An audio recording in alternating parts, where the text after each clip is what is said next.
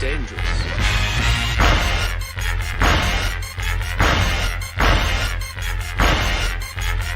Bad feeling about this. You don't seem to understand something.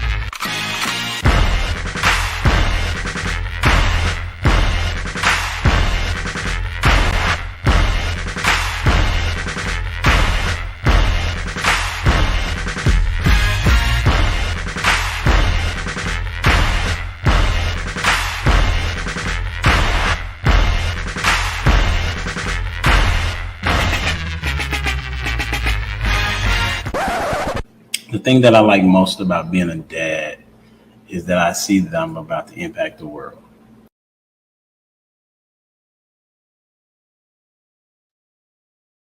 Yes, sir. What's up? It's your boy Humble Dad back with another edition of Humble Dad Podcast. We're going to go round two about make your marriage yours. Last week was a really good show, and so that's why we're coming back with it again. Some of the same people are back, and we'll see if the new people drop in or not. But it's okay because we're gonna have a great show regardless, right? Because you know why? Because I said so.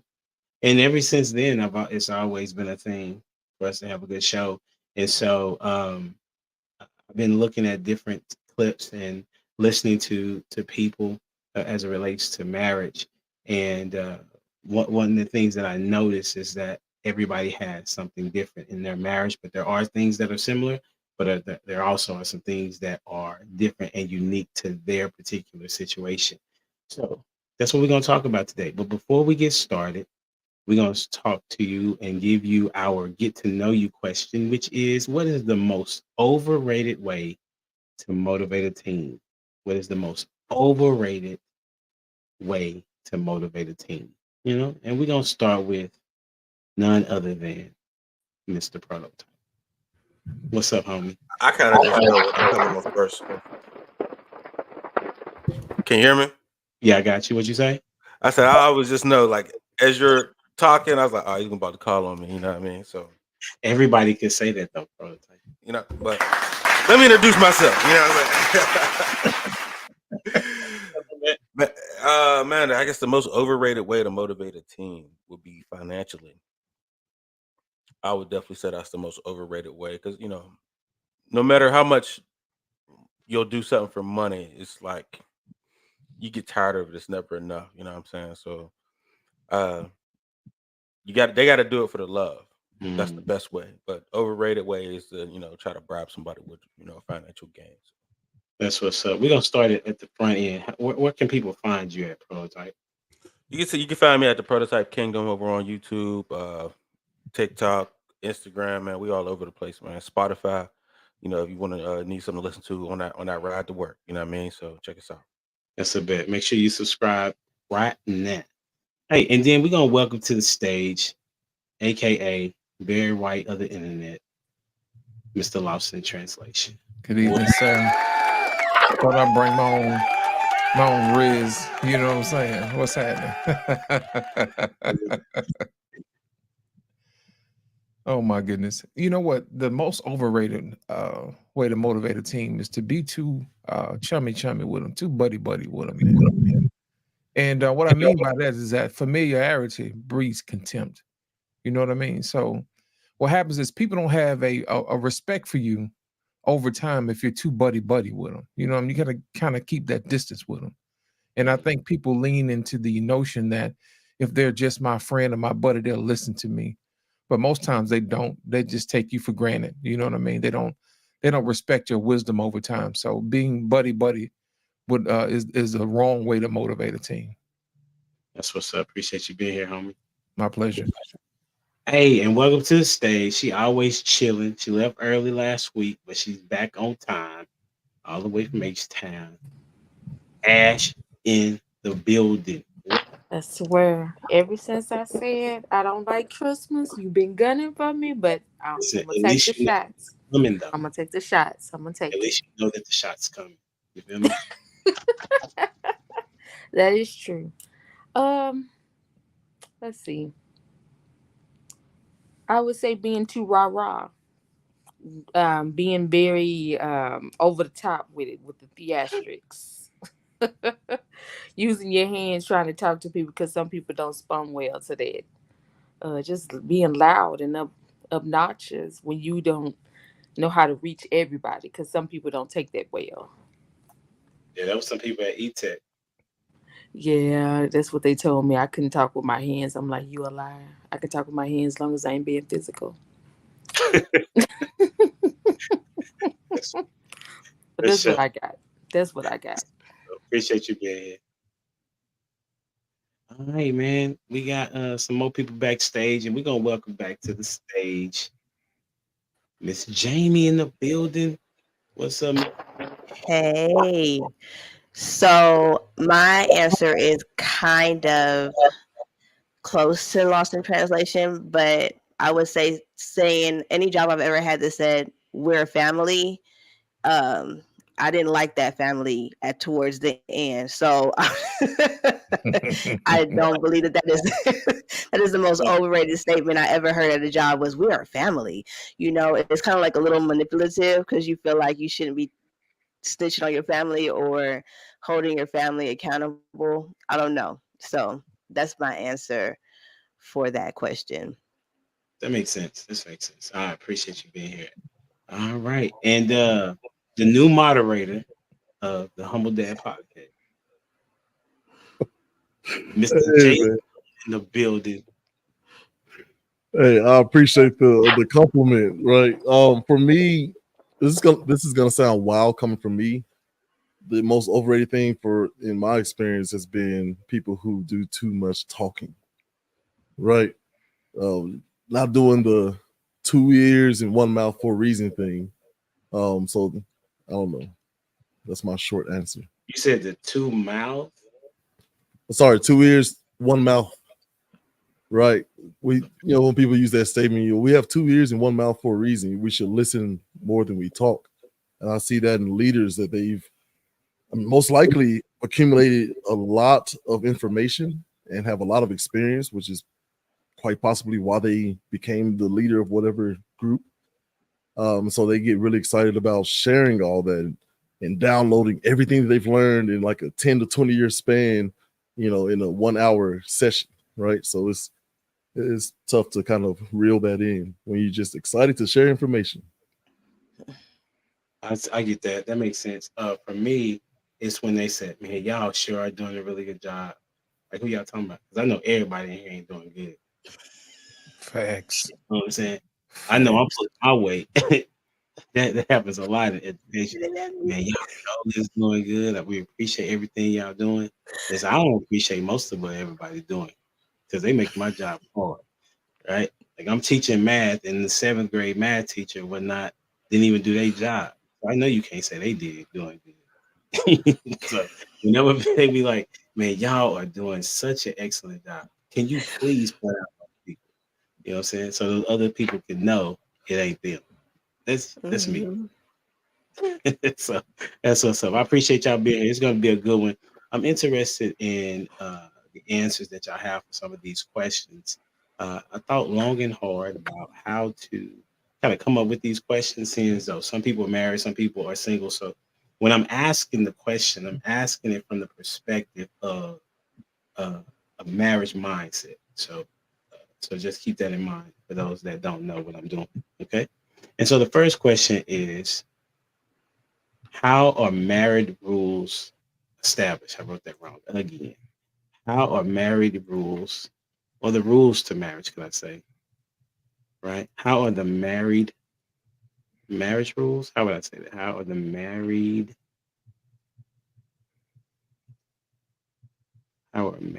rules established?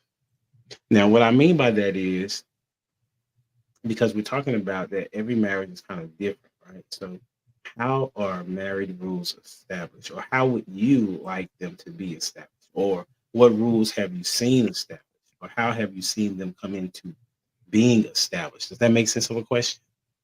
It does. All right, cool. We'll start with you, Lost in Translation. The way that you establish any type of rules for any type of relationship, you got to establish where you're going. You have to make sure that you have an agreed upon, shared upon destination.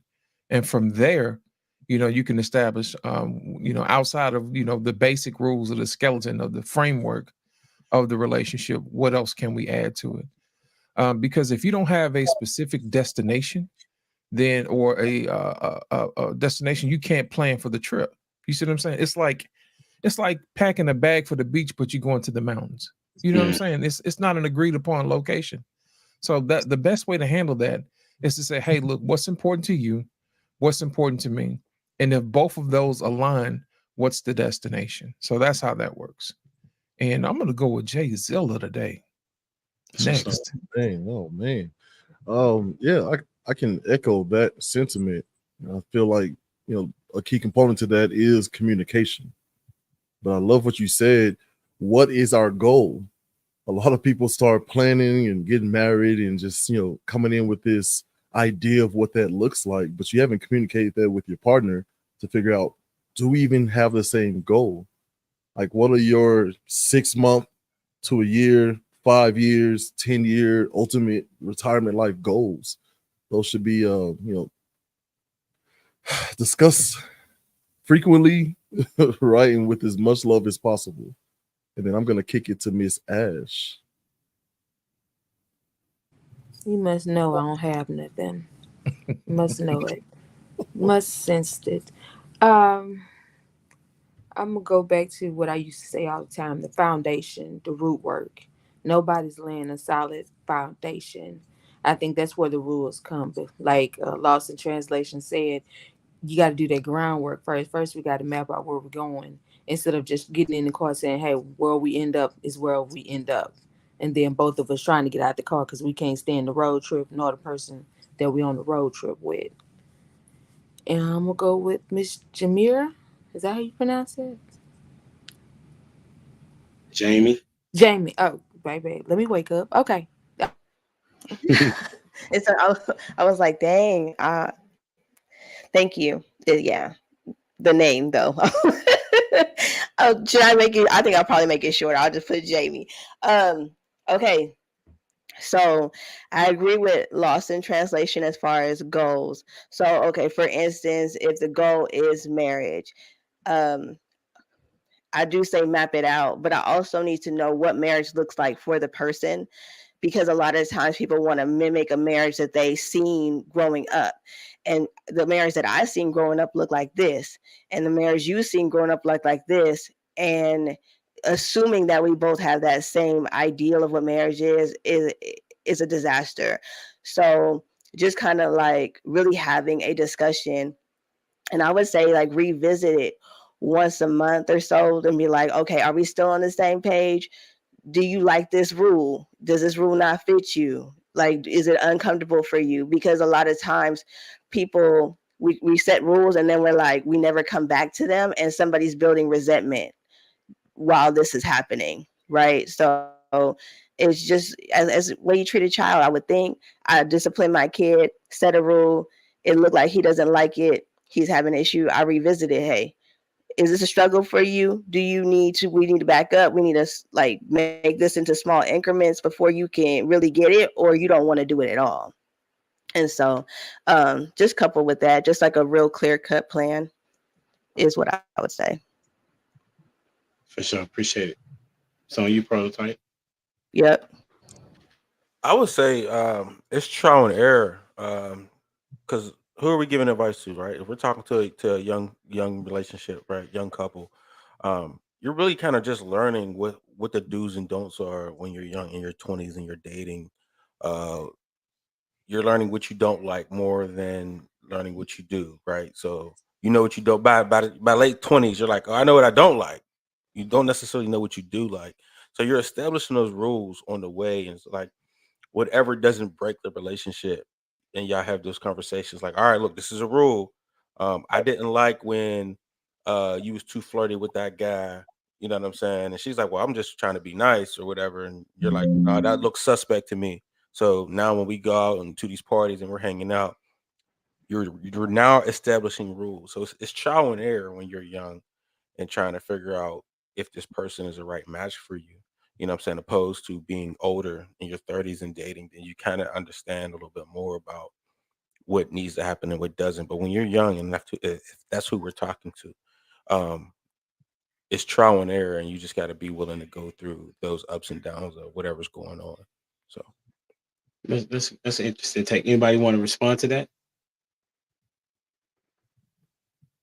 Go ahead, Jay-Zil. The trial and error thing, is there something that we could build that on to sort of get a baseline, a universal baseline for all those couples out there? So everyone doing their own thing. I would say it's really based off of how you feel about a situation. You know what I'm saying? Because you really don't know. You know what I mean? It's like, oh, this made me feel XYZ. And one thing that's been said a lot is communication, right? But it's this made me feel this way. I didn't appreciate this, or I like when you did this, or you know what I'm saying? It's really those things of learning the person when you're young and have that tendency to do it. So yeah, just speaking to the young couples, man, just Right. it's really trial and error, and you got to go through the process to learn it. And if y'all make it through it, then good couple. But if y'all don't, then at least moving forward where the boundaries and the new rules are established, because the rules come from your past relationships. So That's interesting. You said the rules come from your past relationship. Absolutely. What about someone who's just getting started? Like, so on one of our shows, Urban Academia, we literally talk about how common sense isn't common. So holding the doors open, don't force yourself on someone, notice when someone is uncomfortable and adjust, try to communicate, all these things, right? We're just kind of tossed out there as if we know what dating is. I guess what I'm getting at is that the dangers of trial and error, I do believe, have led us to this. Right, as the gender roles have switched, you had a lot of women who were kind of disgusted with the behavior of men, and then this is the most power they've had in the history of humanity, and it seems to be like, well, now we can do all the same things you do, instead of, no, we got power and we're going to show y'all how to properly use it. So that's what I mean, like, how do we establish a baseline? I mean, to go with what you said, okay, I don't get it. Where you get going here? Because when on here we've stated that men also have the power today. Because I think the real root problem is everybody that we grew up with is getting access to things that they never had. So this is bringing on a new person. So it's not like when our moms and dads and grandparents were dating, because the rules were different. You're right, the rules were different back then. But for my kids, what I would try to instill is make sure that's the person you want to ride with. Make sure their background look like you want to be with around these people, because you also have to take on a family. A lot of people don't understand. You have to deal with family some instance. I mean, whether it's funerals, family reunions, visits, short-term visits, somebody gets sick, everybody's going to be around somebody. But now we've got into this selfishness, and that's the problem on men and women. From my take, is that we don't know how to be with somebody, because it's Humble Dad sent me a clip, and it was like the pimp and the whore situation. Everybody think that's what it is. No, that's not what it is. We just train our eye to see that. But if we all step back that really want to date, that's truly after marriage, we would have to understand that we can't go in looking at materials, because the materials go away. And that's what a lot of people don't understand. Everybody wants dope boy money and status and spending. Hey, let's just be honest. Let's come on now. Where did they get this 100,000 from? I'm trying to figure out how y'all want a man to make 100,000, but you ain't never touched 50. You ain't never touched 30. You ain't even working. You get what I'm saying? A lot of these people got just, I guess you can say, they foundation wrong, because you can't go out and seek this man and you're not even a prize, because that man that make 100,000 ain't gonna look at you. Just like I know he wouldn't be looking at me because I got baggage. Because that 100,000 gonna go quick, because I come with 2 packages that needs to be taken care of, special delivery. He don't want to invest in that. You get what I'm saying? So I think a lot of times we're not being, one, honest with ourselves, 2, with the dating, 2, it is about who we trying to date and what we're attracting out here. Because I would say, to if I could talk to my younger self, understand you first. understand going forward what you actually want, and understand that when you're dealing with certain people, their family is not like yours. They don't have the upbringing like you. So it's going to be kind of hard to date somebody. Because me, I ran into the baby of the family, which is the son. You know, he was the last one of the Mohican, or he was the only child. And baby, them juniors got something with them. I ain't gonna even lie to you, dude. I say they got something with them. They got something with them, and I'm just not with how they were raised, because being that they are the baby of the family, they're more sheltered. You know what I'm saying? You got sisters that take care of them, or not really just take care, but you know, they kind of shelter them. So I would definitely say just look at who you're dating and look at their family, look at their interaction, because sometimes it just doesn't line up and it don't feel right. And we don't leave when it don't feel right. We wait till we get too invested. That's what I'm gonna call it, too invested. And we got expenditures, and we got to deal with family regardless. That makes sense. What's up, Dwayne? We can't hear you. He know. He trying to be funny. Dwayne, can you please, bro? The beautiful thing is, I was like, yeah, mute mouse to mute it, but that was wrong. Anyways, how you beautiful people doing? Doing good, sir. How are you? Fantastic. So the question that was up on the board was, how are married rules established? Married rules, I think they're established in dating, but then just like what Prototype was saying, as you carry on in that relationship and get more serious into marriage, then it's like Prototype said, it's going along with the I feel, or I didn't like it when you did this, or you know, you're learning what makes each other tick. So whenever you step on someone's toes and they don't like it, you got to figure out what is it in that dance that y'all doing that's causing you to step on their toes. So I think that's what it is for me. Is there a particular person that is setting these rules that are going to be established? Like who's No, it's mutual. It's mutual. It's a two becoming one, right? So as that becoming one piece comes in, you're now having to then, there's a level of compromise, and then setting down yourself in order to accommodate the other. But just like what we said, right, about the conforming or the adapting, the woman adapts, but also we have a stake in that game too. It's like we have to adapt as well. So it's a give and take. So the question is, he said adapt. I think we talked about this once before, but I asked it. We have some new people on the panel. Who has to adapt the most when it's coming into a marriage, the man or the woman? We'll start with Jay Zilla. The men. If we're going to be the leaders, if we're going to be the ones out here saying that we're the leaders, we're in control. Get out of here, Prototype. Right? If we're going to be the ones to step inside that role, we can't let little things like, well, I wouldn't have stepped outside my marriage if she didn't keep her legs closed. Like, where's the leadership? Right? Why are you not telling that young lady, hey, man, I'm married, and you should think more of yourself? Right? Women come with a lot, but I mean, biblically speaking, again, we go back to that Adam and Eve thing. Adam, where are you? Right? There was something new introduced to the garden, and you weren't on your P's and Q's, and here we are. So if we're gonna claim to be the king, the head, the leader, and all these things, that comes with a lot of responsibility. It's not just about, hey, get up, make me some food, or my feet hurt, rub my feet. Like it's a lot of responsibility. Heavy lies the crown, they say. I'm gonna go with Miss Jamie this time.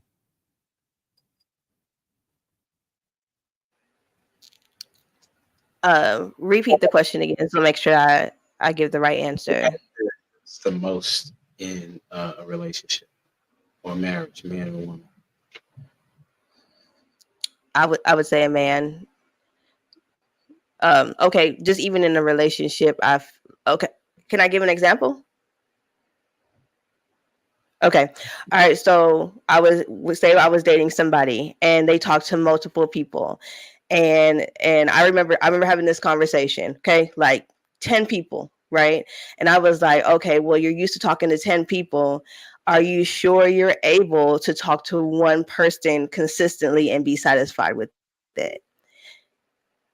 To me, realistically, it's no, because you're used to a certain amount of, stimulation or dopamine that this one person cannot provide. So if it was what I would say, it's a man, because it's not something I would say for majority of women. I don't know. But for me, I didn't have a bunch of people I was talking to or being overtly stimulated all the time. Men, I think that you kind of lose more, a lot more, really, than a woman does, or compromise more than women have to. All right, we got Ash. Okay, I guess we're gonna ruffle some feathers tonight. I say it's an equal playing field because we both stepping in and we don't know what we doing with the other person. Like, yeah, men compromise, but a woman have to really come in and step into a grown woman if she truly is trying to be a wife. Like, you got to come in and know how to keep yourself composed and also be able to um, settle your man down. And what I mean by that is when he's having a rough day or a bad day, you got to be able to do calming mechanisms, and you can't just go off the handle because a lot of us are mouthed. We don't know how to control our mouths. I get down with it. Come on now. Don't get the buck in the eyes. We get very mouthy and we don't understand that sometimes we add not water to the fire, but we adding fuel, and it's just making a bad situation worse. And we're like, okay, why this man is acting like this? And then we're ready to pull out. But women have to understand, you can't always talk to a man like that's your child. And I understand when somebody say, you don't make me feel valued, you don't make me feel wanted. It's like I'm just here just to lay here. We don't, I guess you can say we don't know our place sometimes. I'm gonna go with prototypes and see over there shining.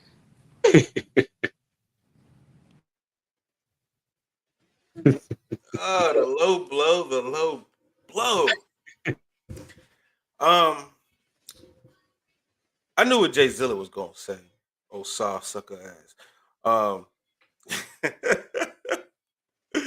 But in light of that, Jamie, your argument was quite convincing. Like, I was definitely over here on some old, the woman got to change or whatever. But you're right. When it comes to being entertained by like the black book, you know what I'm saying, and having to hang up the black book, yeah, you make a compelling argument.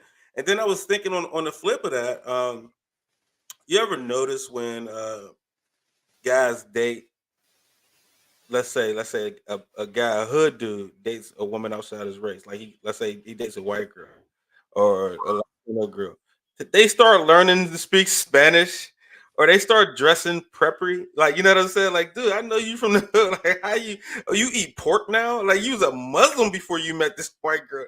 Now you with her, and how you eating pork and ribs at the cookout? So I mean, I want to say, is a woman change because she molds to you, like that's what women do, like, you know what I mean? But in in the light of it, man, I would say men generally change, make the change. I just don't. Yo, yeah, I don't really got no argument. I know I wouldn't, I did, but a lot of men would generally make the change. It might be from the like we all grew up in a time of the happy wife, happy life situation too. You know what I'm saying? So because we're all misinformed on how to really truly lead a marriage, and you know what I'm saying, and the Gen Xers kind of was soft like that and let us all down. You know what I'm saying? Didn't really give us a good example. You know, That's what's up. What's interesting is that Jamie got Prototype to reconsider his thought process. Now, listen, kudos. It's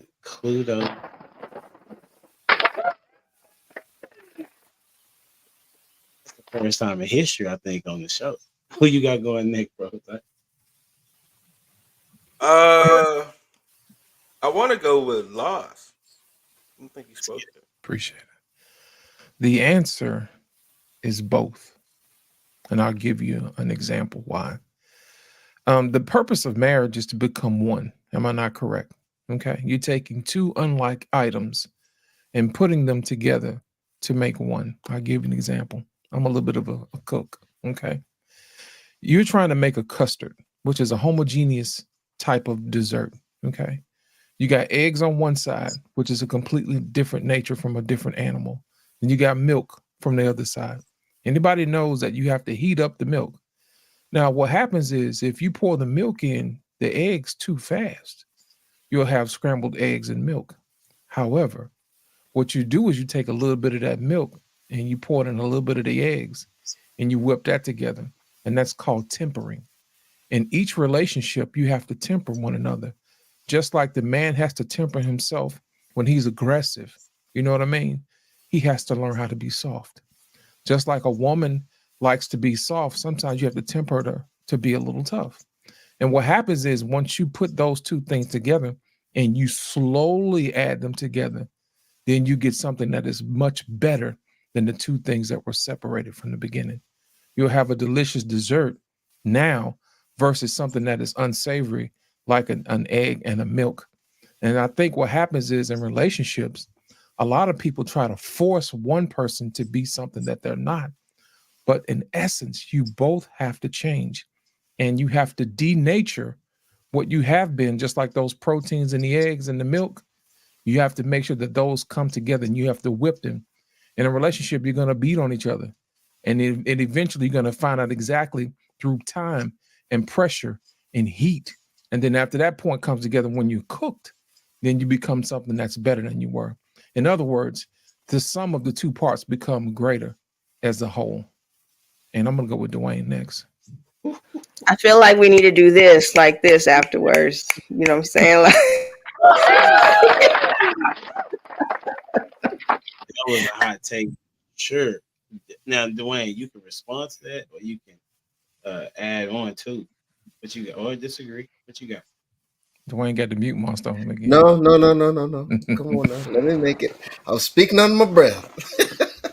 All right. Appreciate that, Loss. I love that perspective.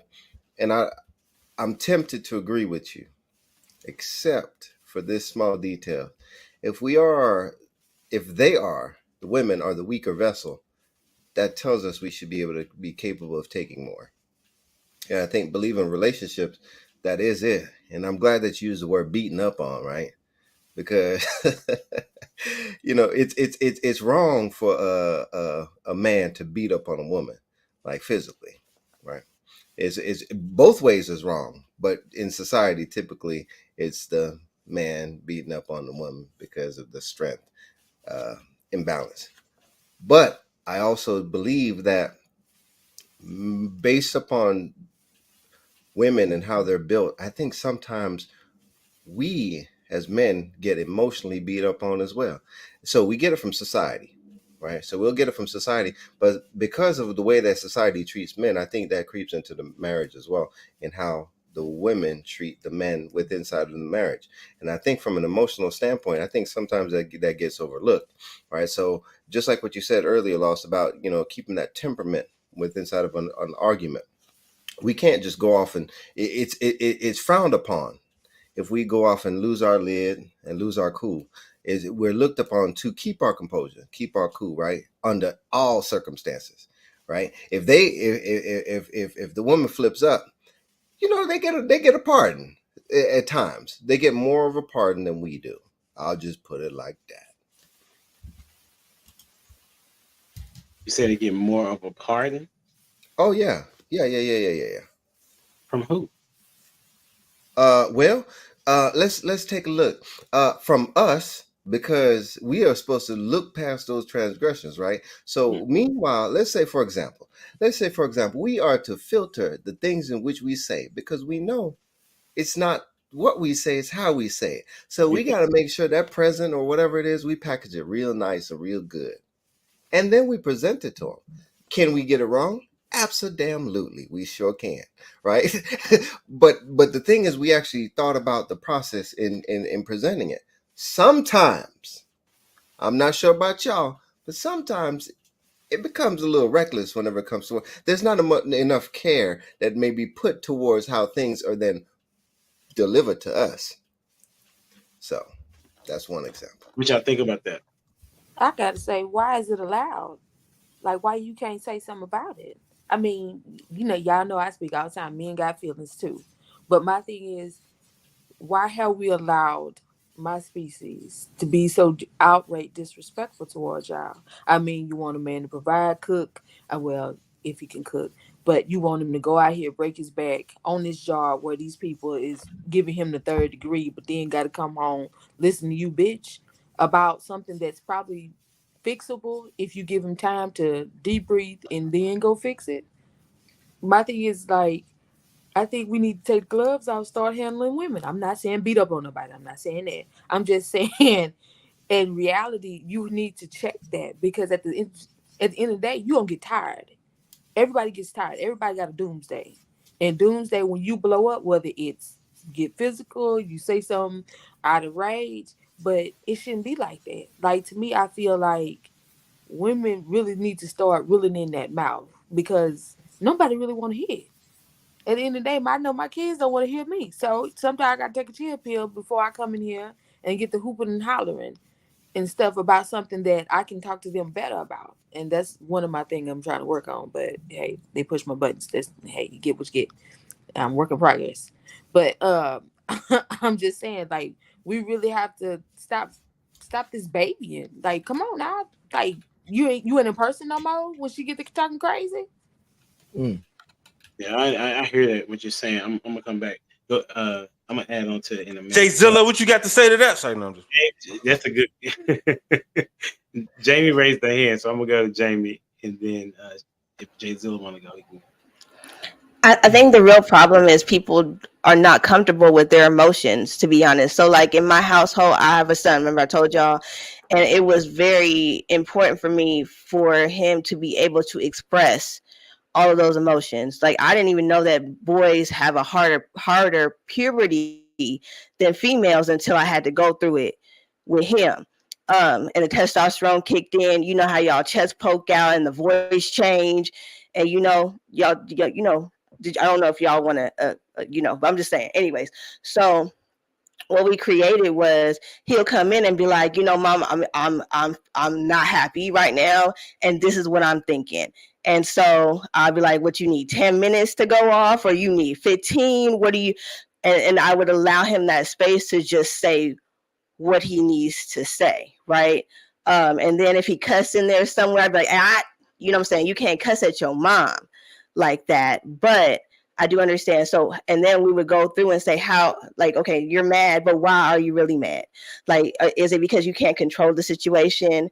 What did you really want the outcome to be? But that's the choice that I made in my home. And I think even in my relationships, it was the same way. Like, I would come in, I'd be like, hey, I think I need about 10 minutes to not talk to you. Because if I say what's on my mind right now, you're not going to be happy.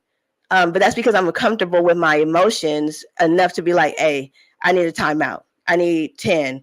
I don't like the way you said that. You may not have meant it that way, but I'm taking it a different way. So let me go ahead and check myself and see why I'm taking it that way. Do you get what I'm saying? So like, there's got to be, I don't want to say emotional intelligence, because I didn't know what that meant.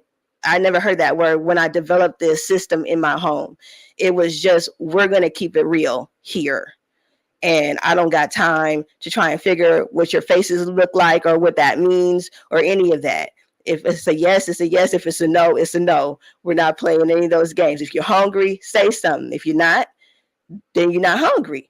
But if you're, I'm not dealing with none of this trying to figure out what's wrong with you. Okay. And so anyways, I'm just saying, I think we need to be able to express ourselves completely. Well, I think that's it. I think that's great. Let me chime in real quick, Jay Zilla. The point that I applaud you on is that you're having your son be able to communicate what it is that he's thinking and how he's feeling. The caveat or the thing that I would suggest that you may be able to implement to him is that most women don't allow that. Right? Most women do not allow a man to unpack his emotions, because they then judge him based on the emotions that he is giving to them.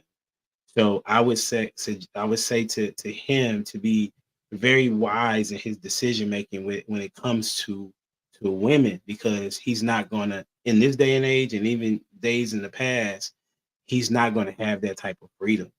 So I would just, kind of caution you to help him know that, because you're doing a great thing, right? And unless he finds a woman that is like that, it's very rare, because typically women bring up the thing that you was upset about or that you had a frustration about, and that you confided in them about. And that's, I would say, 90 to 95% of women, right? That's if they got God in their heart or not. Like, that's the way that they try to attack the man, since they can't really beat on him like that, in my estimation. Jay Zilla, on you. Look, man, I'm gonna echo that first and foremost. Women and men bully each other differently, right? Like prototyping our football players, right? I had a full scholarship to Vanderbilt. I was a defensive end. I ate my way into an offensive tackle position. All right. How we would handle things is way more different than how I would handle things with Ash or with Jamie. And I can see the validity in that, and also the danger. When our kids fall, we tell the girls, "Oh, come here, be emotional, get it out." What are we telling our boys? Rub some dirt on the boy. So it's kind of this combination of the girls are taught at a young age that men are supposed to be this strong, stern figure, right? This unflinching thing. And men are being taught the same thing. And so when our women are screaming at us to tell me what's actually wrong, what's the problem here? I'm like, don't worry about it. I'm going out with the boys to smoke or whatever. However, maybe it's going to the gym. However, we choose to get that out, right?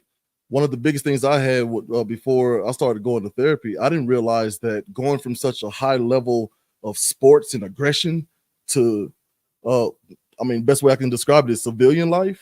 It was difficult to have some little fella try to, poke at me, because if it was a football field, we just handle it and then we go on. We may have a beer afterwards. But now I've got to figure out how to be undercutting. I got to figure out how the game works, who's got the real power, who do I even talk to? It's a lot, right? But we aren't taught the same way to be emotionally, reasonable as Jamie is trying to do with her son. And I will say, Jamie, like, hats off to you and Ash. One thing my mother did in a single parent home, I had 2 younger sisters. She literally was like, this dude is looking me eye to eye and he is 11. Let me get him down to the church with some big old deacons and some factory workers, right? Let me get him to the park and let him play with the neighbors' dads. Like, because I know that it can get to a point where if he decided to, it's a wrap. He's just physically bigger, right? And so, I commend you ladies who are doing things like coming on platforms like this.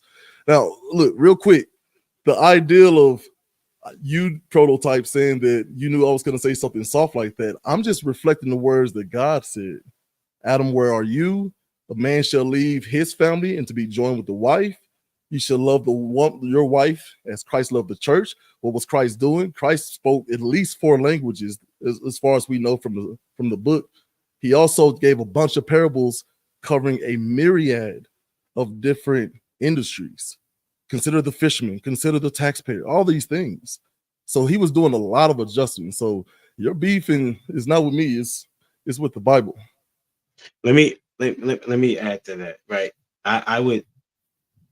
It's interesting how people take down the Bible, right? I got you. Right. From what I know, right, Jesus is the head, right? That's what I know. And the people that did the adjusting were the people that followed it, right? So, and if we saying that, because he tells us that the husband is supposed to be like Christ and the wife is supposed to be the bride. So the person that's doing the adjusting should be the woman, because Jesus is the one that had the vision and had the plan. And he executed it. And he used us, the church, to divvy out responsibilities to us so that we can carry it out and make disciples, right? And not only that, he set the example in how to do that. So I think it's very interesting how people take apart the Bible, but don't really use it accurately when they're trying to depict who Jesus is, right? So what I have an understanding of what you're saying, but it's very important for me for people to see Christ correctly as it laid out in the text, right?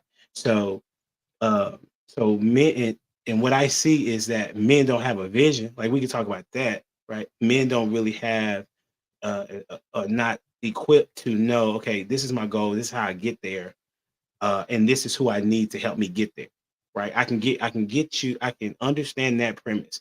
However, the part that I'm saying is that women are the ones that's supposed to be adjusting because the man's supposed to have the plan, right? Now, what will happen is that he will, tinker with the plan, right? If there's an adjustment that's needed to be made, like for example, we're working on a business. Me and my wife were working on a business, but what ends up happening is that it didn't go according to a plan. So what are we doing? We're pivoting, right? And she asked me, she's like, Elijah, what do you think? Right? Because she wants to hear my thought process, because that's something that we're working together. But at the end of the day, what needs to happen is that I need to be like, I see where you're trying to get to. Like as a man, I know you got goals. So how can I position myself to help you get to your goal? So once again, this is my high horse for sure, that the man is supposed to have the plan, the woman is supposed to adjust to the man's plan, because we're aligning ourselves with Christ in the Bible. If we're going to quote it, let's quote it, right? On you, Dwayne. I think you were about to. Oh, Jay Zilla, go ahead and respond to that. Yeah, I don't want anybody to mistake me out there. I'm not saying that Christ is in the head. The question was, who does the most adjusting? And if you look at the text, there's a whole slew of time that's unaccounted for in Christ's life, and in my estimation, he is preparing for this great task that he has to overcome. Is anybody else hearing that echo? Yeah, but anyway, he's preparing. He does a lot of preparing. We see him at 13, then he disappears from the Bible, and then you see him again at 30 as he starts to begin his ministry. And so the only thing I'm pointing out is what's showcased in the Bible is Christ doing the walking around, going to people, Christ doing the washing and the explaining. Like he's God, right? He's the Word made flesh. So I'm pretty sure he has all the vision and understanding and power, but he still did things to make sure he could meet people where they were and lead by example all the way to the cross. That's all I was trying to say. Right, but who's making the adjustment though? He's adjusting. He's doing the adjusting for both. Like this is a different case, I will say. Like he does a lot of. If you listen. Okay, so are you saying that Jesus adjusted to the people? I think their mentalities. He had to know how they thought. He had to know how they operated. All these communication style. That's just addressing who it is that's in front of you. That's not necessarily adjustment. Like for example, Prototype, if I'm not mistaken, he has a certain way how he eats, right? He doesn't eat pork, if I'm not mistaken. Is that right, Prototype? Okay. And so a woman would have to adjust to him where she wouldn't be able to eat pork. So that's the adjustment that I'm talking about. That the an woman, actual change in behavior. Gotcha. That's my mistake. The woman has to do the changing because the man is the one with the plan, right? It's no different than you have a boss. Like your boss sets the rules, right? You got to go with the rules. No different when you're playing sports, right? Your coach is the one that set the game plan in motion. You got to go execute it, right? That's what I'm referring to. And I want men and women to understand their position, because I'm gonna ask a question that's connected to that in a minute, right? So that's my take on it. You know what I'm saying? All right. Anybody else have something on this before we transition? I'm playing nice, Dwayne. Am I doing okay? You know what I'm saying? Because Dwayne had to check and make sure that I talk to people correctly. Because he be telling me sometimes I don't talk to people right. All right, so before we move, man, I did ask Prototype where people can find him, and I forgot to ask everybody else. Shout out to the Holy Spirit for letting me remember that. All right, so Lost in Translation, where can they find you? We're going to do it in the middle. Appreciate it. They can find me on YouTube, on your Lost in Translation podcast, also on Instagram. And I'm also building up this TikTok thing now, so I'm going to find out how that's going to work out. And also, you can reach me on Black Man Unfiltered just about every day of the week. That's where you can locate me. Hey, absolutely. And as they tell you where they're from, y'all go over there and open up a different tab, you know what I'm saying, and click the subscribe. But Dwayne, what you got? You can find me, DwayneJonesPhotography.com. And you, Jamie?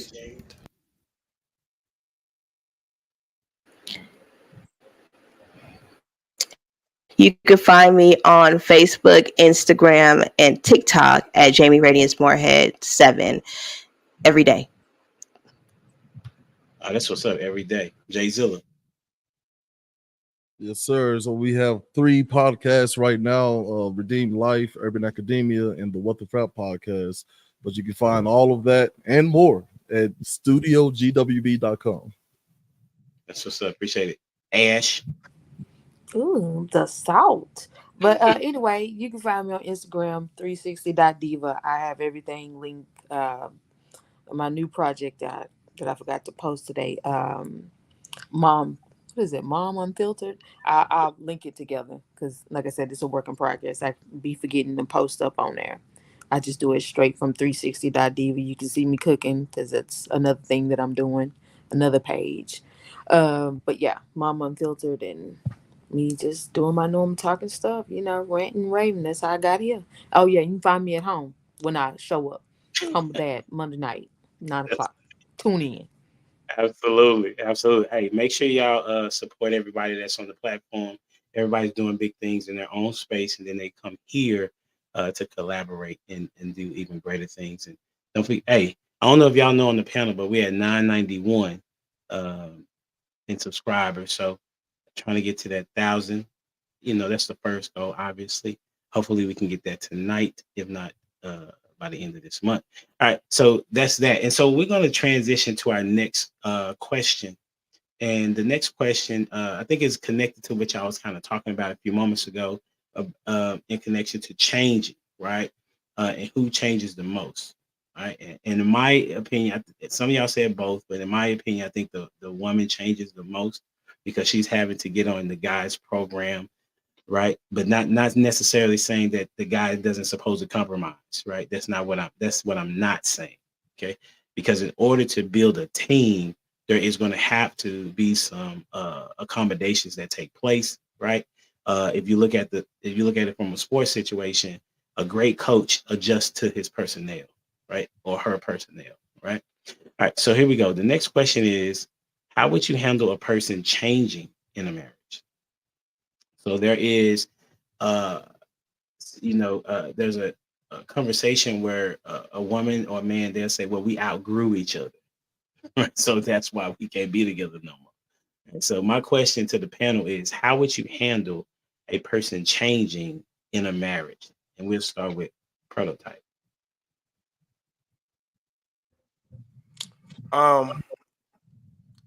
Man, that's a hard question because every time I see like a person making drastic changes in a marriage, from my observation, I know that marriage is about to be over, right? Like if I see one person in a marriage like getting in shape, taking health really, really serious, and the other one's not like along that journey, it's only a matter of time before it's about to end. You know what I mean? So it really depends, man. I mean, if that person's making changes and everybody's making changes for the better, then match made in heaven.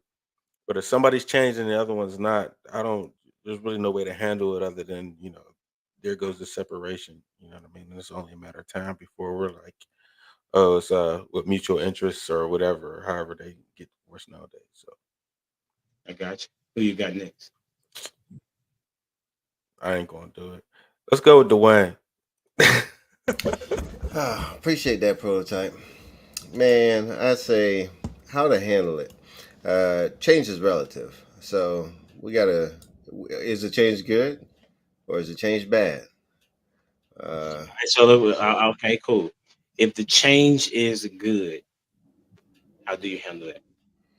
Well, see, I thought I get to answer this how I felt like answering it, HD. Oh, I thought you was asking me a question. Goodness gracious. That's on me, bro. I thought you was asking. After weeks of conditioning, I feel jaded. I feel for sure. After you have changed for me, I guess. No, if it's changed for the good, man, that's the because willingness is, to me, the pinnacle of a marriage is whenever you have two willing participants, and it's like willing to better themselves, not just for themselves but for their partner. So whenever, if the change is good, man, you bask in it, okay? You bask in it, you enjoy it. All right, but if the change is for the worse, like that's whenever we start to pointing things out and being honest with each other, and having that space to be honest with each other. Like if you change it for the worse, like hey, that's not a good look. That's not a good look. But if you change them to be better, oh man, it also then changes you in order for desiring you to be better. Because if you see them changing, it's like, hey, you on it, right? So somebody's slacking if that there's only one person changing for the better. So I think that's sort of this for me. That's how I handle it. So who you got? Let's go with Ash. I don't like y'all tonight, but anyway, Put that's some just sugar my on that feelings. Ash, at some It, point, at some point. you know, hey, it's just my personal feelings. I get over it when I go back to sleep. Like Dwayne was saying, and what Prototype was saying, is like the direction of the change, because we see a lot of change that one person may see that's good, but the other spouse starts resenting. You know, like say, like Prototype was saying, like they're getting in shape. It's like, what you doing that for? You know, who done spark your interest? You get what I'm saying? Because like because of what I've noticed, this is from me, from a standpoint, it's like when something snaps and you feel like, hey, I gotta change this. Like I said, I'm trying to work on how I communicate with my children. But somebody else may see like, why are you changing it? It's working. It's like, no, because I want them to understand as they grow, the conversation gotta be different. You get what I'm saying? And a lot of people don't take change well. Cause me, I really don't like change. Like I just had to do a big change for the past 2 weeks, and that's why I wasn't on the podcast, because my attitude was horrible. Like I wouldn't myself, and I don't like affecting people like that. Like I will isolate because I have to get my emotions together. I got to get my mind wrapped around these changes that just happened, you know. And a lot of us don't do well, and I'm one of them. I don't do well with change, especially if I gotta keep moving and I don't have time to process it. And I think a lot of times there's resentment with the change, so it just depends on who you dealing with. And I'm gonna go with Jay Zilla since Prototype didn't give him a chance. Bro's my guy. Bro's my guy. No, in my house we sort of develop a sort of a theme, right? If it is important to you, then automatically it's important to me. So like my wife and I are on a weight loss journey together. I don't care. I feel like I've already won. I've got my wife, my 4 beautiful children, one in college, one on the way, right? My 2 boys are 7 and about to be 5. Like I'm a very even keel, like just easy to please type person, right? But if my wife is starting to complain about her weight, okay, let's go do it. Let's go get rid of that complaint. Like I'm trying to look at the thing versus the person. As far as the changes, I really do think if y'all grow together, you know, that will kind of alleviate some of that resentment that you may feel, right? Or some of the insecurities that may be sort of tickling. And beyond that, for the bad changes, like when I came into the relationship, you know, I was Sagittarius, I was a wild one, right? So I'm trying to, you know, like I smoke and drink a lot, right? And my wife being a Christian, like she never said anything. You know, she would give me my beer, right? She would, if I'm running low, she'd give me my tobacco and, you know, other things. Hey, it's legal in New Mexico, by the way. She would do all those things for me. And I didn't realize that she was quietly praying, right? But something in me changed. It was like, I don't know if I want to be a part of this anymore. And then once I went to her and was like, you know what, I'm gonna quit smoking and slow down on the drinking. And she was like, oh, thank you, Jesus. Like, wait, what? Like you and Jesus been having this conversation the whole time? You know, like I'm a very upfront, like just lay everything out on the table, let's work through it. And she's kind of like the thing that, you know, we brought up the homogenous sort of mixtures now, right? I'm more of a hot water, she's more cold water. But once we achieve that homogeneous state, right, where we're both kind of at a nice, comfortable temperature, that's where we see real growth, and we kind of alleviate a lot of that. I don't know, a lot of those things that Miss Ash talked about. All right, I'm gonna go with Miss Jamie.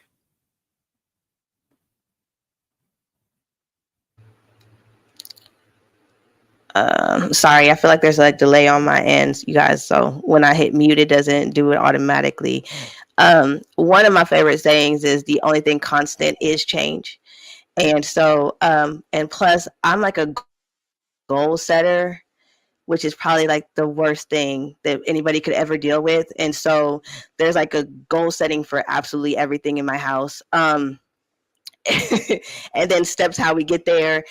And so I feel like if we're not changing or being better or getting better or identifying where we're lacking in certain areas, then we're not kind of doing right by ourselves. You know what I'm saying? So I expect change. Like I kind of want change, and I want you to hold me accountable. What I'm lacking is somebody holding me accountable in certain things. Sorry, I just got kind of lost in the chat, but that is my answer. My answer is the only thing that is constant to me is change. That's good. Is Oh, everybody went? I think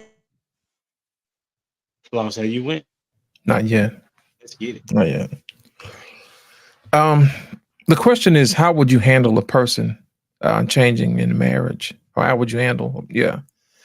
My thing is this, man. The best way to understand something is to ask questions. Ask the question why. You know what I mean?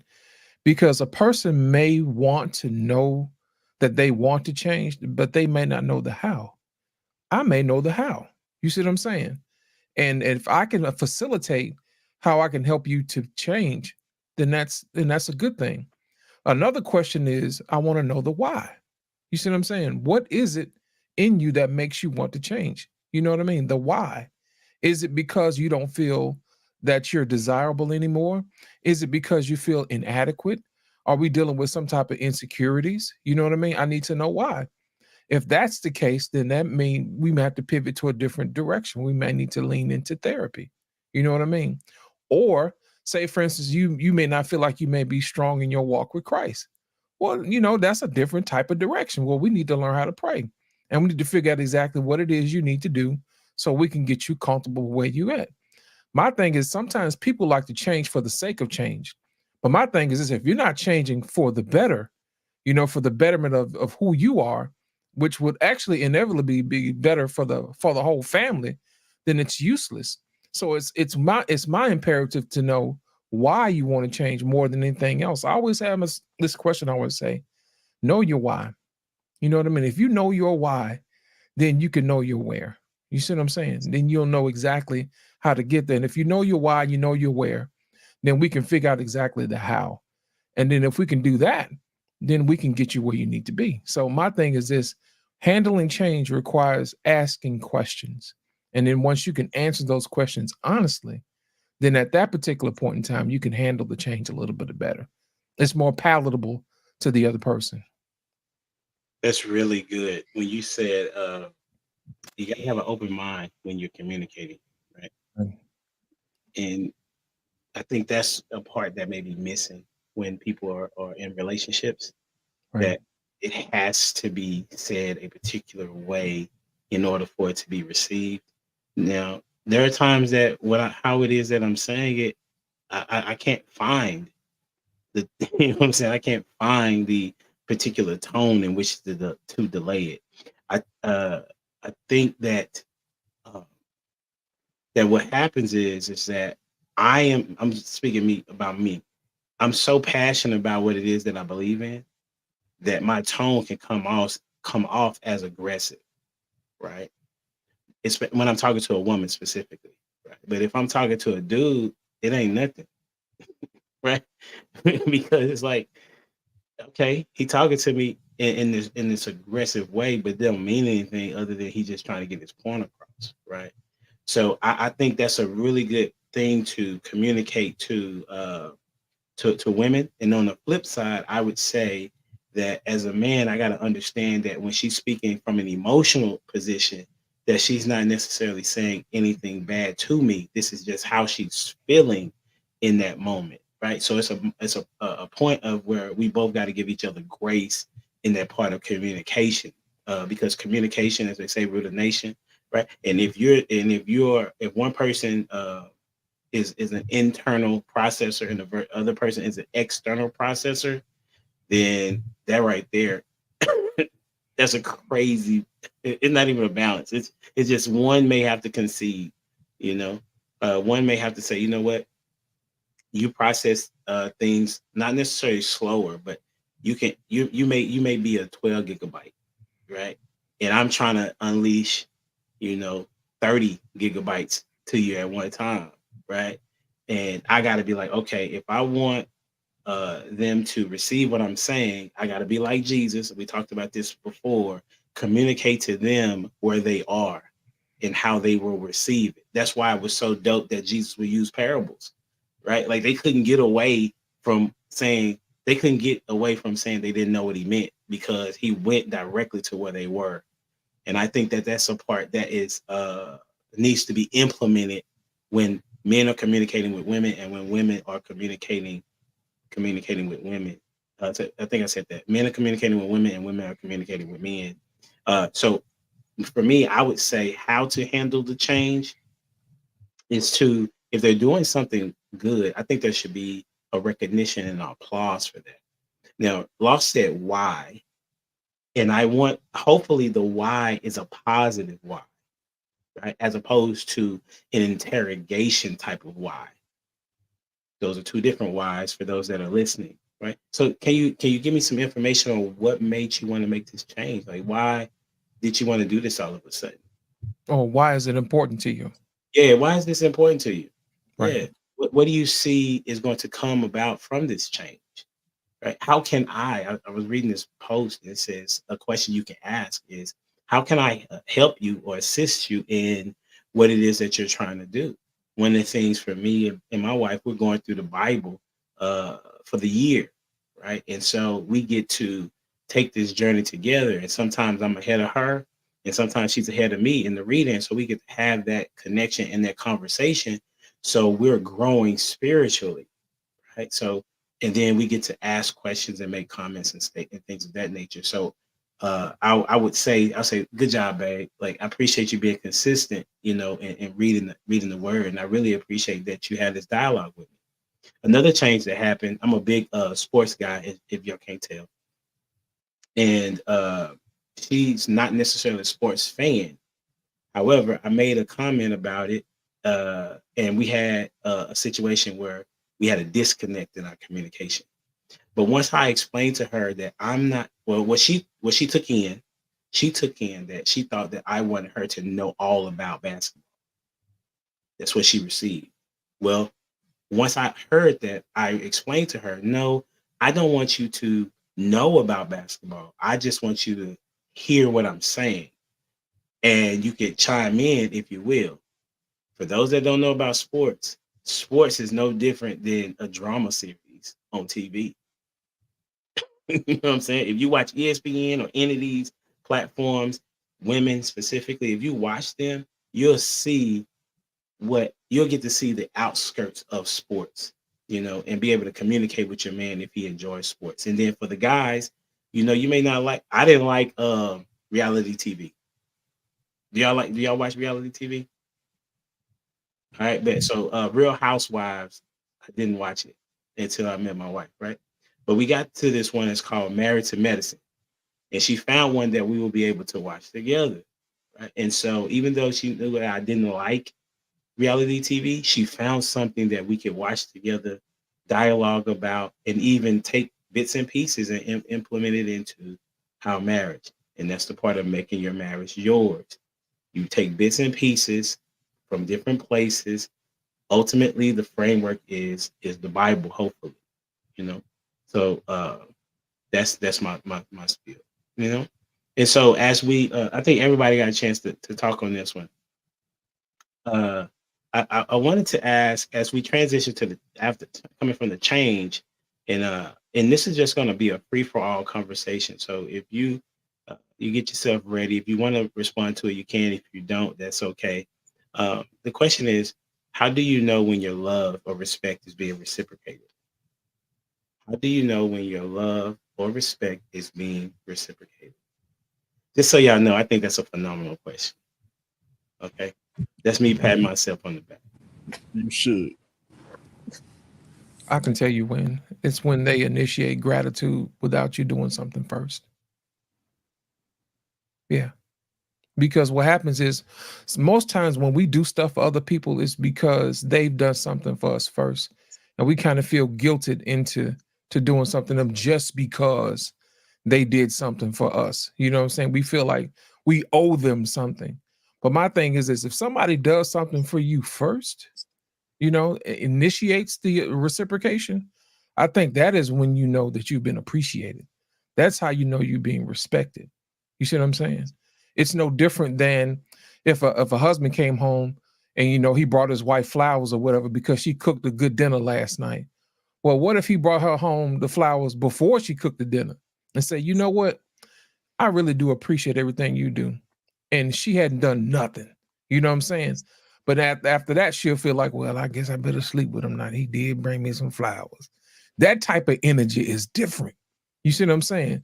So my thing is this: it's all about who initiates. Yeah, what you saying? Well, Say what now? you saying she just laying there on that one? It's like I really didn't want to do it, man. But you know what I'm saying? Since he brought me flowers, you know, I guess I better go ahead and give it to him. You know what I mean? I might as well. You know what I'm saying? So the front end of reciprocation is the best end because it's more blessed to give than it is to receive. And you actually, it hits different when it comes out of nowhere. You see what I'm saying? Especially if it's a random Tuesday. You know what I mean? It don't have to be Valentine's Day. So on Valentine's Day, you expect it.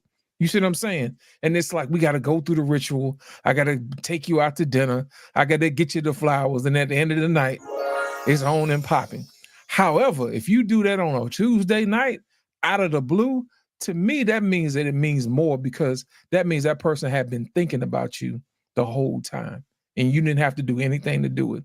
It's like somebody giving you something and you had nothing to do with why they gave it to you. They just say, hey, you know what?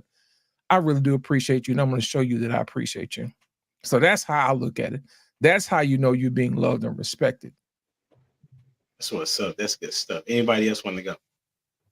Yeah, man. I feel like when those lines of who did it first are blurred, when you can't tell if like, am I doing this because he did something for me last week or whatever, I think that's a strong indication that y'all are reciprocating each other's love and respect. You know, like just like what y'all are talking about, doing something just because it's Tuesday. And then she kind of maybe is more excited about giving you some, right? And when those lines are blurred, I think y'all are onto a really healthy relationship. That's all. Dwayne over there grinning, man. I want to hear what he got to say, Right. man. Right. Grinning Don't like a Hey. cat. prototype don't Hey. like that, Wayne. I don't like how y'all use sex as like a treat, right? Y'all act like it's not a duty. Oh, okay, that's different. You say Yeah, It should be a y'all pleasure. say, You know what I'm it's a saying? treat. Like, yeah, you could give the dog a treat, but he gets a meal every day, right? A treat is different. You better Y'all say it, treat it like Dwayne. a treat, okay? This is a meal. Sorry, I just had to point that out. But yeah, That's no, I think it's the reciprocation is key. Like, but it has to be organic out of the person's heart, right? That like they talk about servant leadership. In that regard, you're doing it not looking for anything in return. And I think that's whenever, as for selflessness, is whenever you're not doing what you're doing for selfish means. Like, I'm gonna get her these flowers because I'm gonna get some. No, you should already be getting some. All right. The flower is just a treat. Okay. All right, it's a treat. So treats are good, but we can't treat it like it's not a duty. So I'm gonna get off my little soapbox on that one. I get where Dwayne is coming from, but it should be whatever. We're not going down that rabbit hole. But it's the small gestures for me. Like when you take interest in me, like say I like to read sometime on the bus, like if I'm running early. Like buy me a book. Like I'll read whatever, it don't matter, just a book. That's how let me know that you're actually taking an interest in me, or that I'm about to finish this one, just give me that one. Or just small tokens. Like, it's why I tell people all the time, for me, my love language is when you take interest and you show it. It doesn't have to be flowers, candy, because me, I don't be around long enough to take care of no flowers, so they're gonna die, so don't do it.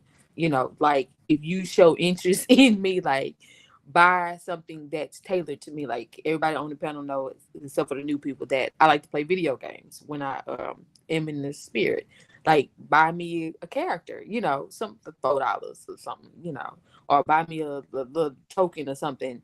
Show interest in actual me, not just doing, like, Lost in Translation said, the act, just going through the ritual. No, like, actually show that you're paying attention to me, not doing what everybody else do, because that actually did cause a problem with me and the guy I was talking to a while back. Like, dude, you ain't even paying attention. Like, why would you buy this? This ain't even for me. That's why I got thrown in the trash, because I didn't know who it was from. I was very upset, because it was this is what it was. It was Valentine's Day, and it was a random gift that came in the mail with nothing, no postage or nothing from who it's from. Like, and it was one of those little light things you plug in, and it was like an enchanted rose. I'm like, who sent this? Why did they send it? I think somebody's trying to be funny. Well, you know what? We can always use a charge, because there's 101 things around here I can charge. So I threw the rest of it in the trash.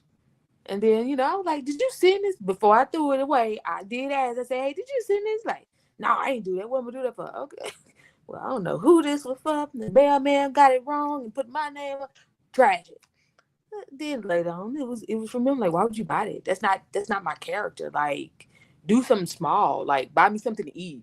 Hey, everybody know I like to eat. Okay, buy me not even a tank of gas. Just buy me some gas. Like, do something that aligns with my personality. Like, don't give me that afterthought gift just because it's Valentine's Day. Let me put something in the mail.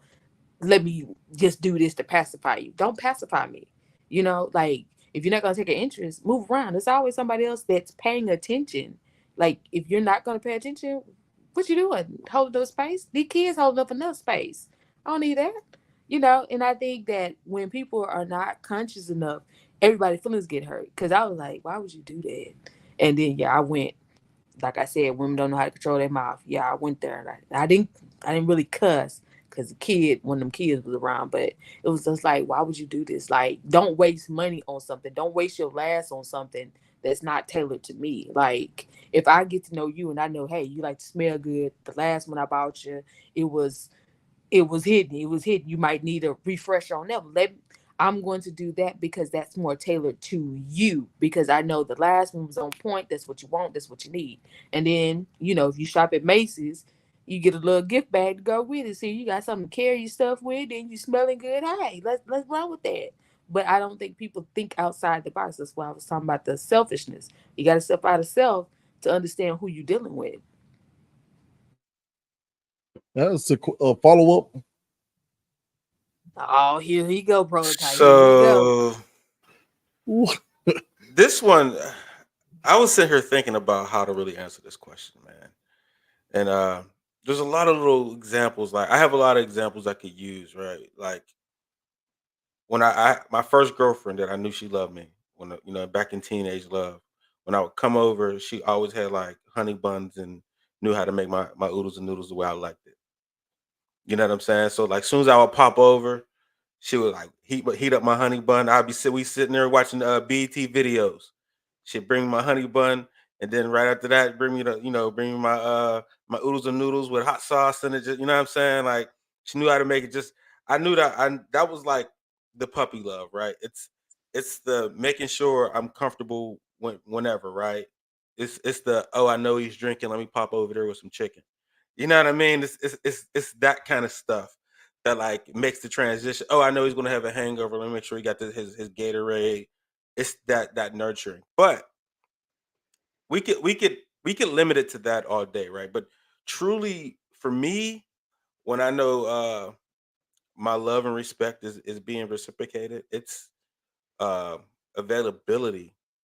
That person really being available to me at any given time, no matter what I ask. It's there's a meme out there or a video that say, "Hey, we got to go hurt some people. You can't ask me no questions."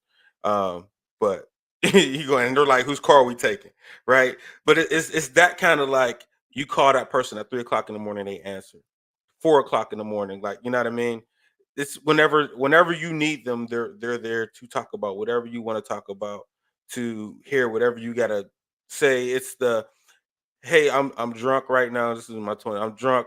I don't know how to get home. I need you to talk me all the way to the crib because I had too many Long Islands at the club. You know what I'm saying?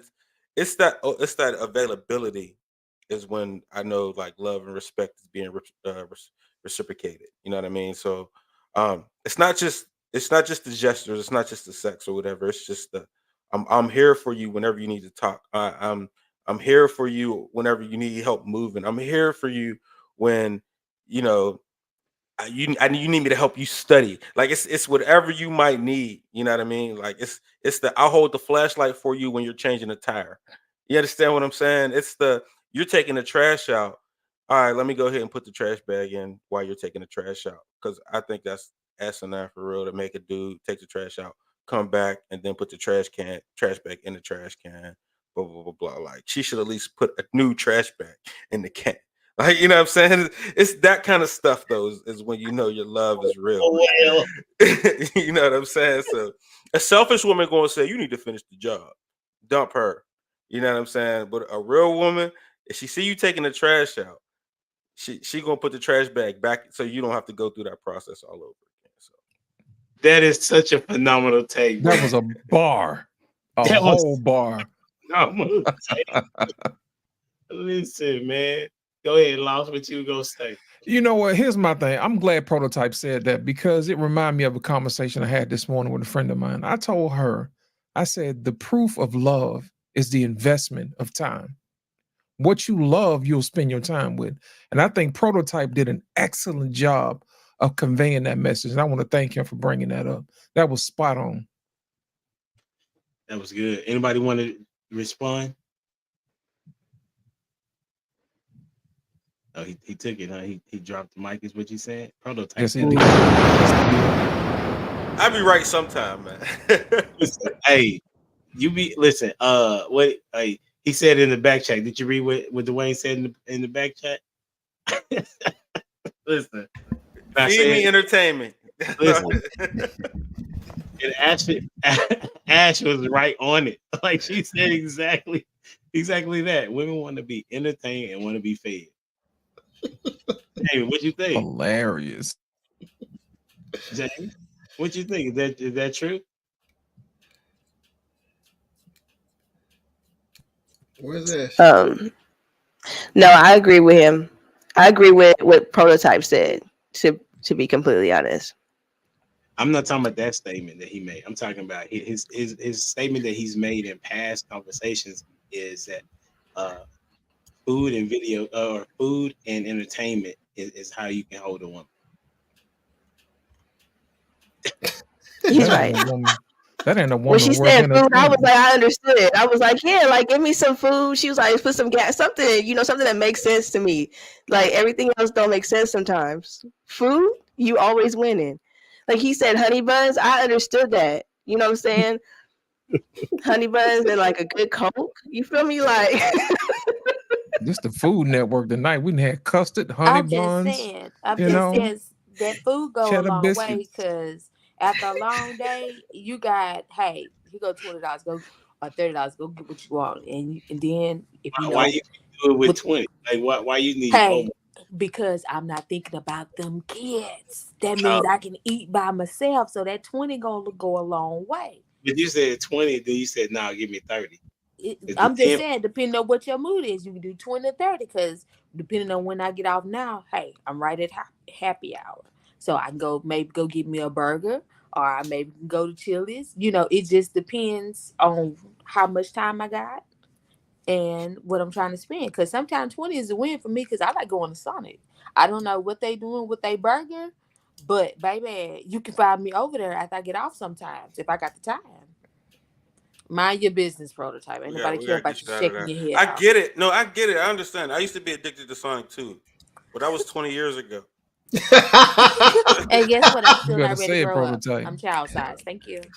Throw that shade, bro. You gotta that might disqualify you from a lot of dating markets, Ash. Like just because you eat fast food, like dudes will disqualify. Like you eat McDonald's, I can't rock with you. Yeah, see, that's And where that's a good dude too, Ash. I mean, you might Let me want tell you something. If you can't rock with this gut and what I put in it, I'm not for you. I've already No. said that. I'm not everybody's cup of tea. no. Matter of fact, I No. can be your Hennessy. No. That's And right. We want you to be better though. We want I you to Yeah, am be being better. yeah. better. That is not I being grew up better. from Being McDonald's. better. Hold No, on, we hold want on. you to be Hey, better. Ash. Ash, look at. You gotta do some analysis on your competitors. We studied that one chick, right? That threw a fit, and she was being taken where? The Cheesecake Factory, and you over here talking about Sonic? Baby, what I got time for without those kids is what I got time for without those kids. Listen, And if you're a sauce mom, is you available. understand that you ain't trying to feed the whole car. Sometimes We you just want that piece by yourself. you undervalue yourself. That's all we're saying. No, Listen, it's not. I'm saying by myself. If we're going out, that's different. We're going out to eat. Yeah, I want to go somewhere. Stop But being Sonic, if Ash. you're giving me a random 20 and I got time without them kids, yes, I'm gonna go get me a nasty, good old juicy burger. Ash, Stop being That's Sonic, just me. man. Nasty. Like I'm Sonic, not saying We that's gotta a start a date. group to get Ash off of Sonic. for Yeah, real. I'm with Baby, Ash, man. I'm with baby, Ash. Whataburger. That's our Whataburger is cheat your day. Whoopee! choice. That's our cheat day, man. I do have a question for Ash though. What's up? Are you familiar with love languages and all that? I read some of that. I used to get the email, but I read some of it. Yeah. So your version of that is that when you're talking about your relationship and what you want your partner to buy, is that something discussed or is that something you want him to pick up? We can discuss it, but I'm not gonna give you the full blueprint because I have been asked, "How do I love you?" I'm like, "So you really not trying to take the time in to get to know me?" I'm not gonna give Yeah. you the blueprint, bro. Because if I give you the blueprint, that means you're gonna follow just the blueprint. You're not gonna go outside the box, around the Right. box. You're just gonna go straight in and whatever you find and pull out. That's what you're gonna pull out. No. Man, So you just actually, in if you the don't frame give him that the roadmap, then you wasting his time. You waste- Why she- would I give you a full blueprint? Because you're not getting to know me. Because You're if they getting to didn't know tell the you how to things to drive do your it. bus routes, you wouldn't have a job, Ash. What you Exactly. talking about? This They totally had to different. tell you how to to drive what your route, degree? Hey, what to you do know, it, what time to be there. You have a schedule. You didn't come up with none of that. no, but guess what? I got lost. Guess what? That train keeps me from being on time. I still got to know how to maneuver around it. I'm not going to lay all of it out and you just walk around and do it. No, as a bus driver, you're right. They got to give me the time to be there. They got to give me the route. But guess how many bus drivers sit there and say I ain't moving? How many times I don't want to round somebody just because they're not moving? I'm finna get to the end of the line because what? I'm finna go see my homeboy at the donut shop. He already know what I want. I'm finna go in there and eat. Up too? Baby, I got places where I stop and they know who I am and where I'm coming Sonic and from. donuts. This is how women waste their time. This not waste of time. Hey, Baby, I hate to got say that out loud, but this is how y'all waste y'all time. Y'all got people out here trying to read y'all mind, and then you wasting your time because you think this man is not willing to do the things that you want him to do, all because you didn't open your mouth. I told you it's all about questions. It's all about knowing your why. And then he's trying to ask you how, and you tell him, no, you need to figure it out. That's a waste of time. That's not a waste But then of don't time. My turn thing around is, and are you say, invested? he didn't tell me this. I need a man that can lead and tell me this and tell me that I do anything to tell me to do, blah, blah, blah, blah. But you know what I'm saying? But when it comes to us, we got to be mind readers. We got to No, pull out the I don't tarot say cards. We that. got to pull I out the keep- crystal ball. Man, No. that's why I say keep it simple, man. Feed them and entertain them, and they good. You're right, Okay, prototype. so I you're hate to mad say it, about me brother. eating. So I'm trying to No. be fed here. So No, I not don't that's what understand. it is. It's the point of like the man that is trying to court you needs to have a game plan, and you're able to judge him based on how he's consistent in what you told him to do. Right. So if you say I like, you tell him that, then just watch and see what he deals with that. How consistent is he in getting you Sonic or mentioning going? Like the whole point of having a really dope relationship is communication. Now I do agree that that there are times when as men, because the Bible tells us that we supposed to study our wives, right? But that's our wives. You know what I'm saying? But as it in relation to dating, there are some things that you're going to have to literally tell somebody that that you like and what you don't like. That's a part of it. That's what we're saying to you as men, right? And we're telling you as men, you need to tell the man what it is that you like off top when he asks you, because otherwise he can convey that as a combative spirit, because he's just asking you a simple question and you say, well, now you got to find that out, sweetie. And he's like, what? Why would I need to find out what it is that you like when you can just tell me? Go ahead, Dwayne. I think sometimes they just don't know themselves. They don't know themselves, right? So they're saying, help me figure me out. And speaking of change, we were talking about change earlier. I don't know if you've ever ran into a situation where you know somebody likes something. They really like something, right? And you're like, oh, I got this. And you get it for them. They're like, I don't like that no more. It's like, hey, going back to what I said earlier, hey, we got to be on our toes, right? The moment we think we got something figured out, the moment we think we got that cheat sheet down, boy, see, it's that pump fake, right? We've been studying that shot, and the next thing you know, they give you a smooth pump fake. You all in the air, they just go right on by. The Dwayne Wade. It's tough. It's tough out here. Let me ask you a question, man. What if men operated like that with women? You know what I'm saying? The world would be jacked. Think about it. We don't never tell women, hey, you have to figure it out. I'll give you an example. I'm going to ask all the married men on the panel. When was the last time your woman washed your feet? Last week. Exactly. That's my point. That is my point. Think about it, man. If that's your man, you should want to do that willingly. You see what I'm saying? If you ask most women, I ain't finna wash your feet, but you expect this man to go out here and kill everything in the world and drag it home and lay it at your feet, and you ain't got the common courtesy enough to make sure that his feet feel good when he going out working for you. That's what I'm talking about. That's why men don't ever get that type of treatment. We always trying to figure out the women, but the women don't ever ask us what we need initially. You see what I'm saying? Saying that's the problem. That's the problem. Ask the fellas in the chat how many times you had a woman to wash your feet. That's the reason why I asked the guys who are married, because those are women who are actually required to do for them. Now, I asked the single guys, I'm not asking, random women to come wash your feet, but she should be at least willing to. Even Jesus washed other people's feet. Even the woman in the well anointed Jesus' feet with oil. If we're trying to really be like Christians out here, put your feet on it. Let me see you stand on business.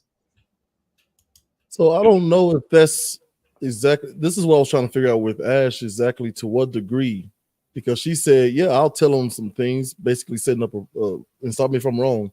Basically, I'll set up a framework, but I'm not going to give him the blueprint, right? Like there's some things that I've picked up from my wife that she reacts to that she didn't even know that she would react to in that particular way. So that's why I was wanted to ask Ash, to what degree?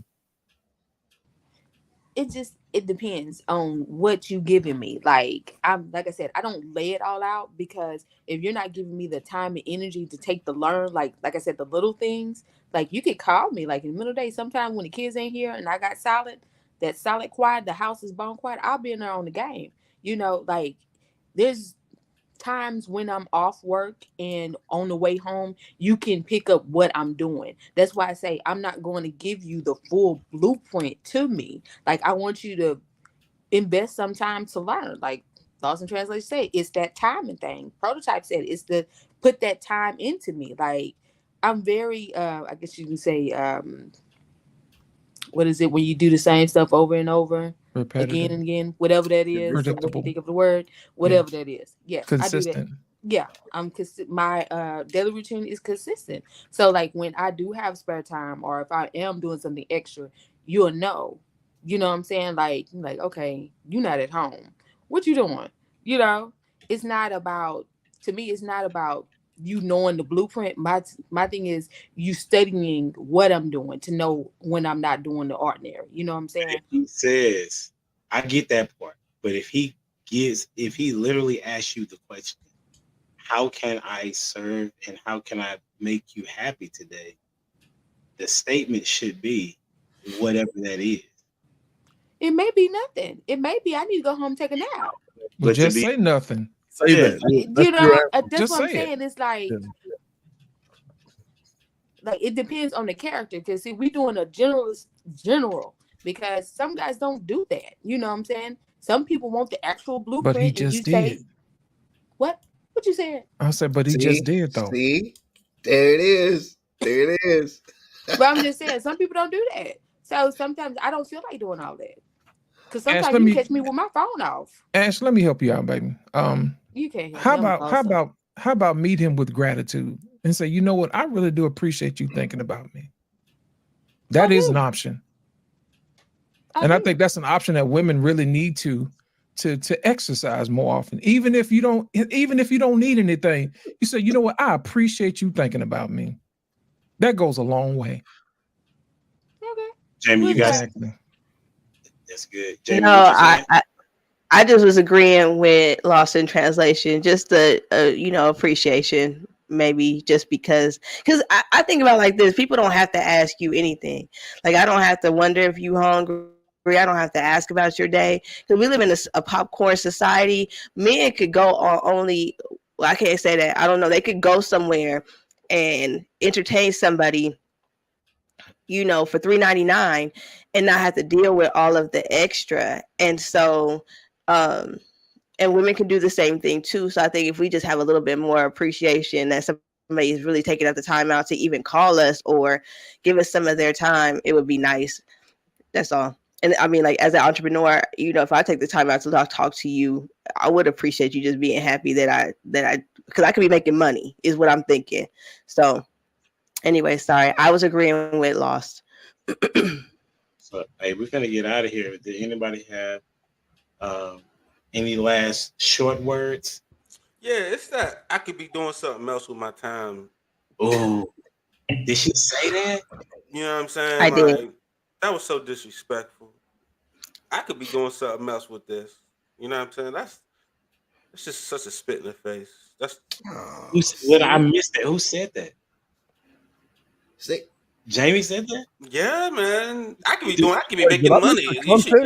You need to be appreciative that I even answered the call. I could be making money. What? But I'm saying vice versa. So if somebody did that for me that was a man, I'm saying like I would appreciate his time, you know, taking that out. I'm just saying like let's be appreciative of time because I can't get that back. yeah, And you can't either. She's saying that he could have been doing something else better. You know what I'm saying? Besides showing her appreciation. That's what she meant by that. Okay, I got you. Yeah, but Lost, you touched on that a couple weeks ago. Whenever somebody reach out to you, like at least see how your day's going, right? At least Exactly. At least dip into what you got going on instead of just cutting at your time. Right. Oh, dumping all their problems on me. Didn't even ask me how I'm doing today, you know? Lost in Translation still upset about that. I hate that, man. Y'all have no idea. You know, being somebody else's shoulder, and I'm like, my shoulder tired too. Like Johnny Guitar Watson, my shoulder done got tired. Strong. Hey, this has been phenomenal, man. I appreciate y'all time. Make sure y'all like, share, comment, subscribe to the channel.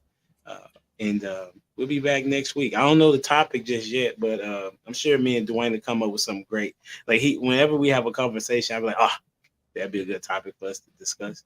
That's how this one kind of came about. And appreciate y'all being on. And you know, until next time, we out here. Peace. Deuces.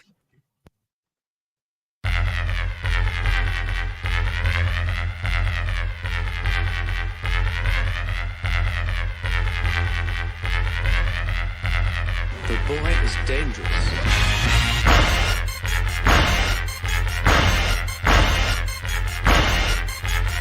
Bad feeling about this. You don't seem to understand something.